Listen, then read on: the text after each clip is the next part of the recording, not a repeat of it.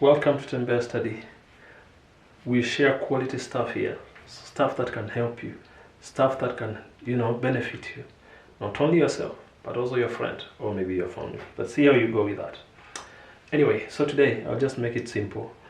We need to, I know we have been, working in this country.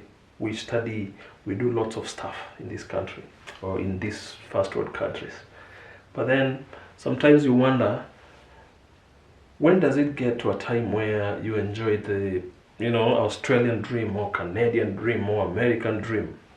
Now, it depends how you define the dream anyway, depending on which country you are. So, some people will say that Australian dream or the Canadian dream or the American dream, which is USA, for you to achieve, to be the person who have achieved, you got a house. Most of them will define, you got a nice car,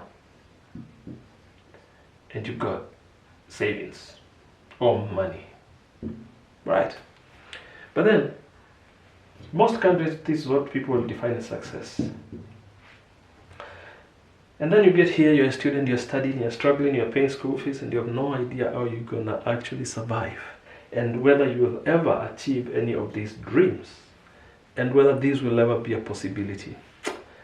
But let's come up with a strategy so I can show you how you can actually buy a house simply in Australia or in any country that you are in. So I'll assume with number one, assume your school fees is paid, right? You're assuming that you're paid. So assume you're only working for how many hours? Let's say 25 hours a week in every country. Let's multiply that money by, if you are doing most businesses or whatever jobs, a minimum of $35 to $40, or we'll say, let's say $30 per hour, right? So how much are you making? You're making $750 per week as a student. In this case, we are assuming that your school fees is paid. If your school fees is not paid, either by your parent or by someone else who is sponsoring your education, then that's a different story. We can look into it. But assume you are getting paid $750 a week, minimum. Mostly because of this rate, you'll be making nearly $1,000 or something a week, or $900 a week. So I'm just taking actually the minimum that most jobs will be paying you at the moment. Once you get $750 a week, let's say you need to save, let's say half of this. Half of this will be how much? Let's say $300, okay, per week. You're saving $300 per week because your school fees is paid. Does that make sense? Because anyway, before even you travel to Australia, the expectation is your school fees will need to be paid, because the money that you're earning is not enough to sustain and pay for your school fees. That's the assumption.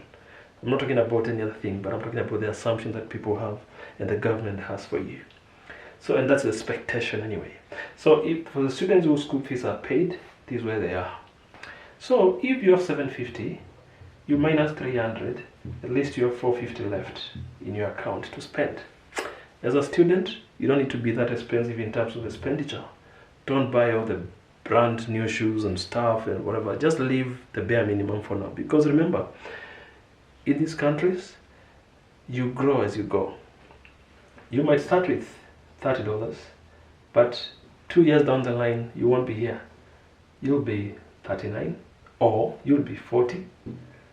3 years, 5 years, 7 years, you'll be 50, you'll be 60, depending on how you go with your education. Remember, you're also getting more educated, more experienced, so your salary grows as you go. So you'll be left with $450.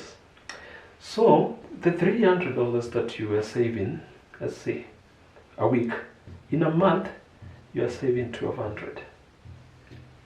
And this is a catch. Most students, They don't want to see this 1200 sitting in their account, yet they are struggling. But it's what happens. Unless it's an emergency, then you withdraw this money. If it's an emergency, maybe your school fees wasn't being paid and you just have to. Or maybe there's someone who has died, or an accident, or something that wasn't expected has happened. That's when you need to withdraw this money. But then, how do you control how to spend this money? Is what you do. Or simply go to your bank. Alright? Have a chat with your bank and ask them to open a fixed account. Alright? And the fixed account will be, you can deposit, but you can't withdraw. Have a chat with them and be like, hey, this is what I want to set it up. I want to set up a goal. And this money that I'll be putting, I don't even need a card for it. Don't get an ATM card, because you know when you have an ATM card, you can actually go and withdraw. So just say you want a cardless account that is fixed, and have a chat with the bank and see how you go with that. Some banks will say yes, others will say no, you have to fix a particular amount of money, so it depends. But once you have a conversation with them, they'll come up with a plan for you to even help you save. So the money is going here, and unless it's an emergency, you won't be able to pull out this money, right? So we are talking about $1,200 a month. How much is that in 12 years? In 12 months, sorry.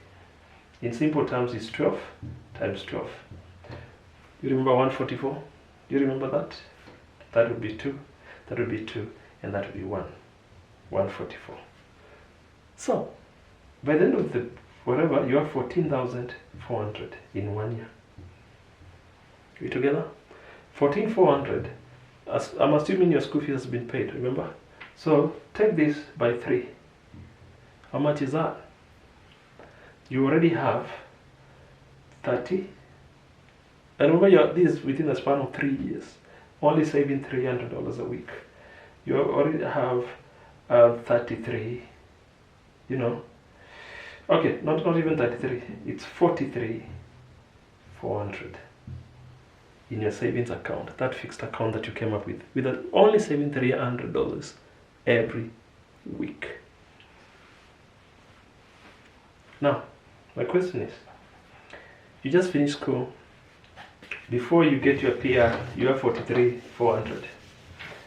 So, you got 43,400 after you finish your 3 years in degree. Before you get invited for PR, maybe to wait and buy a house, for example, you still have 2 years, which is 12 more months. You still continue with the $300. Alright? So, times 4. So, within another 2 years, which will be 300 times 4 times 12 times 2. You see, it's a simple math. So that would be 3,600 times 8, which will be 0, 0. That's 8. That's 24. That's 28. 28,000. So you take 28,000, add to your 43. After you get 2 years of 485 visa. So in simple terms, that will be 8817. 71,800. Let me ask you, if you present these savings to the bank and say, I want a house, will you be able to buy a house immediately the day you get your PR?